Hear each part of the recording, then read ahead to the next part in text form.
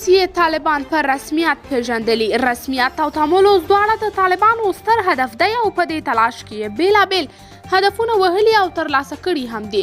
اوس تازه د یوې رسنۍ د راپور له مخې چې سرګي لاوروف په خپل اعتراف کې ویلي چې دوی د طالبانو استازي په رسمیت پیژندلي دي. د ریا نیوز د راپور له مخې ویل شوي چې دا اعتراف سرګي لاوروف د روسیې د بهرنیو چارو وزیر کړی.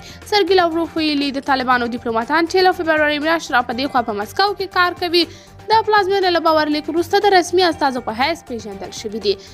دا خبر پر داسې مهال رابرسېره کیږي چې د افغانستان په هکله نن چین کې د افغانستان د ګاونډیو هیوادونو غونډه رابلل شوې او په دې ناسته کې د چین طالبانو او پاکستان یوه درې اړخیزه هوکړه هم ترسره شوې. د چین او پاکستان په ګډون روسیه هغه هیواد دی چې طالبانو اوس ورته ځان سپارلی ښه او بد او همدارنګه راتلونکی یې په دوی پورې اړه لري. طالبان چې کله هم له دې وروسته د مشروعیت مثال ګرځوي او یا هم کومه بیلګه ورکوي نو روسیه به یې نه خاندي. له روسیې سره د طالبانو د جګړې پر مهال هم پر دوی دواړو اړخونو تور و چې یو له بل سره نږدې اړیکې لري او په افغان جګړه کې روسیه د طالبانو مرسته کوي.